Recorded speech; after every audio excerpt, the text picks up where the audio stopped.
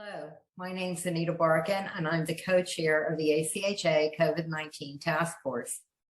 And I'm pleased to host this presentation on public health partnerships from the COVID-19 Task Force's updated guidelines for fall 2022.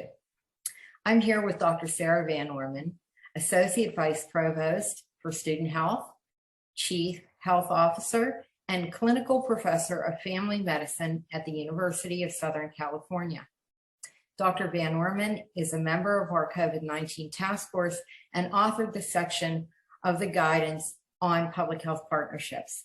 Sarah, thank you so much for joining us today, and we look forward to you sharing the important takeaways from this section of the guidance. Great. Well, thank you, Anita, and thank you, everyone, for joining in.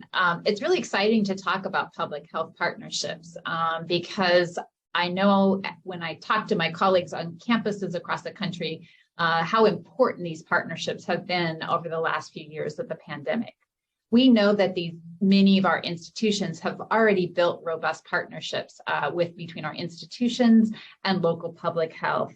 We've worked with them for a variety of strategies, whether that be quarantine and isolation, testing, guidelines, and they've been really helpful for us as we've mitigated the spread on our campuses as well as in our surrounding communities.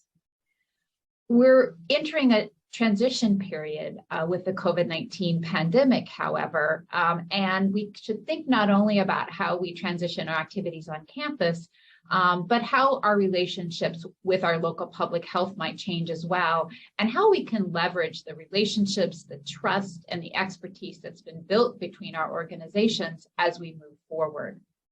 A few of the suggestions that we might think about over the coming months are for example, conducting a short joint action review between the campus and local public health to learn what worked, what didn't work, and build plans moving forward.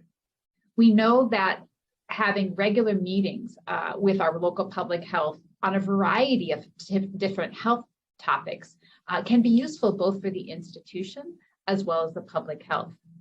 One way this can be done is actually building shared campus community public health metrics that we can track as a way to measure the progress that we're making, not only on public health topics of concern, such as communicable disease, but other chronic conditions such as mental health and many of the other public health issues we face.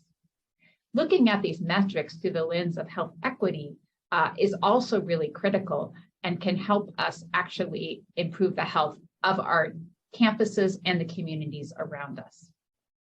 Continuing the practice of conducting joint table talk exercises or other opportunities to exercise our emergency preparedness infrastructure can be valuable to us as we prepared for whatever emerging diseases may impact us into the future. Thank you, Anita. Thank you, Sarah, for sharing your expertise and your perspective on this valuable topic. Many thanks to our audience as well for watching this video. If you haven't accessed the updated ACHA fall guidelines, you can find these and other resources on the ACHA website. If you have specific questions, you can email us at contact@acha.org. And if you'd like to join the discussion on this and other COVID-related issues, go to ACHA Connect. Thank you again for joining us.